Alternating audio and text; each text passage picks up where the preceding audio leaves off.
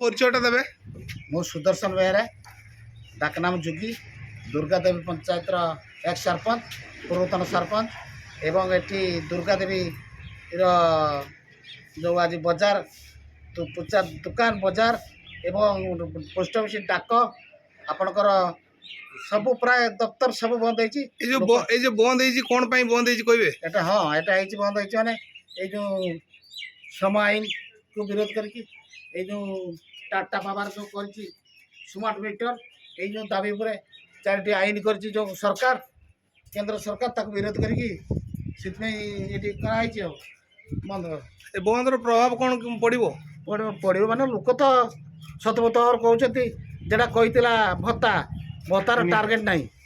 ନବୀନ ପଟ୍ଟନାୟକ କହିଥିଲା କି ନା ନବୀନ ପଟ୍ଟନାୟକ ପରେ ଆମର କ'ଣ ମୋଦିର ଯେଉଁ ଏଠି ମୋହନ ମାଝୀ ଯେଉଁ କହିଥିଲେ 3,000 ଟଙ୍କା 50 ଟଙ୍କା ଦେବେ ବୋଲି ଏନେ ବୁଢ଼ା ବୁଢ଼ୀ 80 ବର୍ଷର ଉର୍ଦ୍ଧ୍ୱମାନେ ପାଉଛନ୍ତି ଆଉ ପାଉନାହିଁ।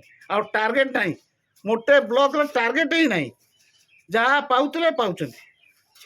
ଆଉ 80,000 ପର୍ଯ୍ୟନ୍ତ କେତେ ଅଳ୍ପ ଲୋକ ପାଉଛନ୍ତି, ଆଉ କିଛି ଟାର୍ଗେଟ ନାହିଁ। ସର୍ବନିମ୍ନ 3,000 ଟଙ୍କା ଯେଉଁ ମିଳିବା କଥା ଭତ୍ତା ବର୍ତ୍ତମାନ ସୁଦ୍ଧା ପାଉନାହିଁ। ଇଏ ହେଉଛି କଥା। ଆଜି କେତେ ମୂଳରୁ ବନ୍ଦ କଲେଣି ଏ ମାର୍କେଟ ଦୁର୍ଗାଦେବୀ ମାର୍କେଟ ସବୁ ଦୋକାନ ପତ୍ର ତ ଦେଖା ସବୁ ବନ୍ଦ ବାନ୍ଦ ଅଛି। ଆପଣ ତ ଦେଖୁଥିବେ ସବୁ ବନ୍ଦ ପ୍ରାୟ।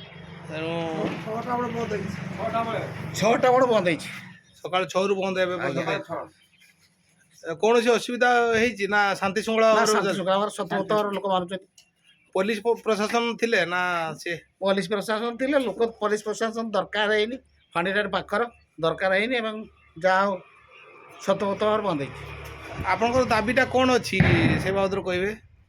ଏପରା ଏଇ ଯେଉଁ ସମୟ ଆଇନଟା ବିରୋଧ କରିକି ଏଇ ଯେଉଁ ସ୍ମାର୍ଟ ମିଟର ଆଉ ଯେଉଁ ଆଇନ ହେଉଛି କରୁଛୁ ସରକାର ଯେଉଁ ଆଇନ କରୁଛୁ ସେ ବିରୋଧ କରିକି କରାହେଉଛି। ଦାବି ପୂରଣ ଯଦି ନହେଲା କ'ଣ ତାପରେ କ'ଣ ଷ୍ଟେପ୍ ନେବେ? ତାପରେ କ'ଣ ନିଆଯିବ? ସର୍ବଭାରତୀୟ ଆଜି ବନ୍ଦ ହେଇଛି ପ୍ରାୟ ଦେଖୁଥିବେ।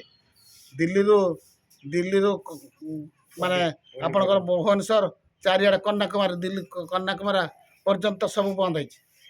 ସତପଥର ଲୋକ ବନ୍ଦ କରି ତାପରେ ଲୋକଙ୍କ ହାତ ଯଦି ସରକାର ନ ଶୁଣିବେ କ'ଣ ହେବ? ରାସ୍ତାକୁ ଓହ୍ଲେଇବେ। ଠିକ୍ ଅଛି।